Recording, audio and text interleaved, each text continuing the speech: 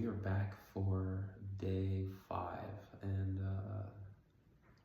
we have a slightly different setup today. Let me go ahead and see if I can't.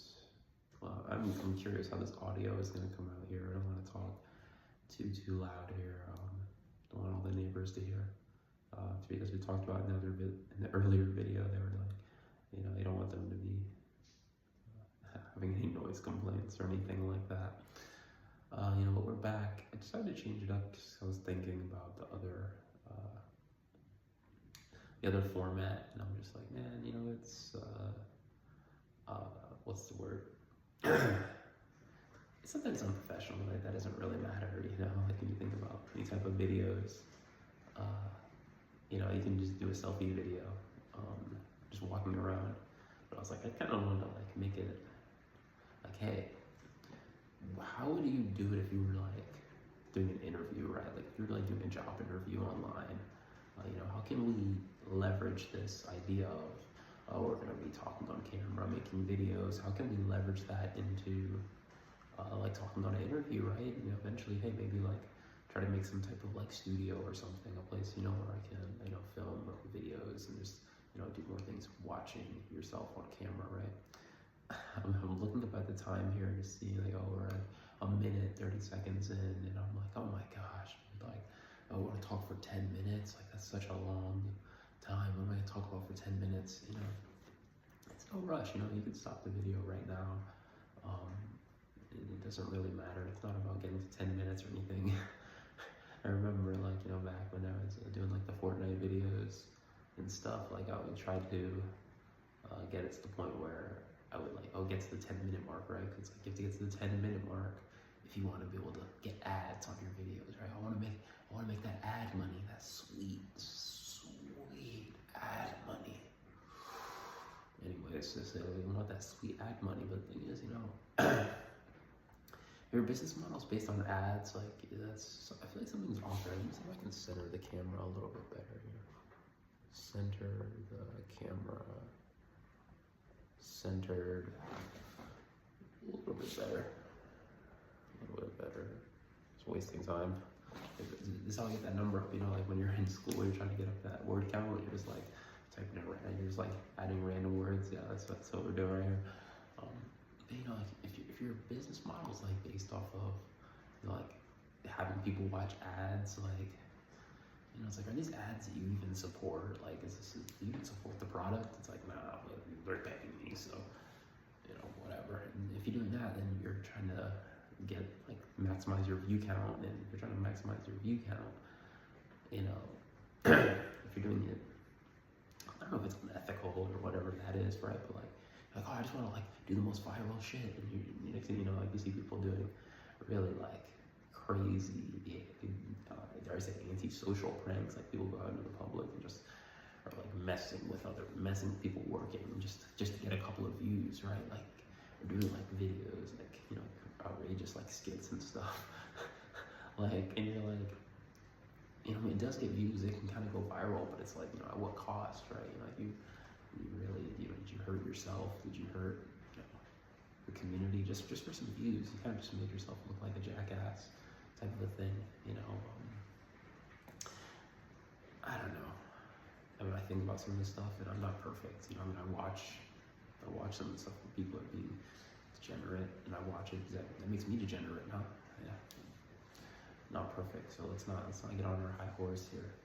But anyways, we'll try to do something that's a little bit more, it's not that you're either degenerate or not degenerate. It's trying not to label people so hastily, right? It's like, okay, you maybe did something that was degenerate. That doesn't mean you're a degenerate person. You don't really know who you are. But you might have done something degenerate, but you've also done things that are honorable. So are you an honorable person just because you helped? I went and volunteered yesterday. I volunteered at a food bank. It's an honorable thing to do. It's an honorable thing to do, right? Does that make you an honorable person? I've also done fucked up shit. Everyone has. Because I think, oh shit. you know, I mean, there's levels to it, right? But you do degenerate things, you do honorable things. Are you more honorable, more degenerate? It's really just about trying to do more honorable things than degenerate things, more productive things than destructive things. It's yeah, it's one thing my mom always says. She's like, do something that's constructive, not destructive, right? So just try to do more constructive things more often. I think that's just a really good way to look at it, a good way to live. I'm still learning that day by day, how to live, how best to live your life, how to be a great person, how to be the best person that you can be, right? I hear about people who are my age. I'm 26 years old, and I hear people, they're going out and getting married and starting families with friends, doing this. And it's like, wow, man, that's pretty incredible, But you think about what you're giving up, right? Like it's like, you're giving up the freedom, freedom to do as you want, not be shackled down, right? But it's so you give up your freedom, you get a family. Is that worth the deal? If you ask most parents, they probably would say that's the case, right? Or like, if you're talking about like a job or something, right? Well, if you look at it like a job, it's like, you have to commit to a job. I mean, if it's most jobs, right, you have to commit to it. You can't just be like, I'm gonna, I'll kind of mess with this job now, and I'll mess with this job today, and then, later this week I'll mess with this job. You know what I mean? Like, that's not how that works. You kind of have to pick one and work with that, right? Or it depends on the industry. I guess if you're in, some type of like sales industry or something, or commission-based industry, you can kind of jump between them, or things like that. Anyways, but we're talking about that. Like, we're talking about, okay, how do people break through it and kind of get to the next level, right? Everyone wants to be successful, right? And it's like, have you ever thought about what does it mean to be successful? Like, what does that mean? Have you ever thought about that? What does it mean? I want to be successful. Okay, how do you know? Like, if you work with software, they might have something like called acceptance criteria. It's like, how do you know when it's done? How do you know when you're successful, right?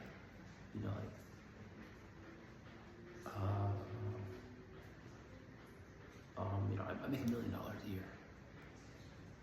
I make $1 million a year. I want to be successful. All right.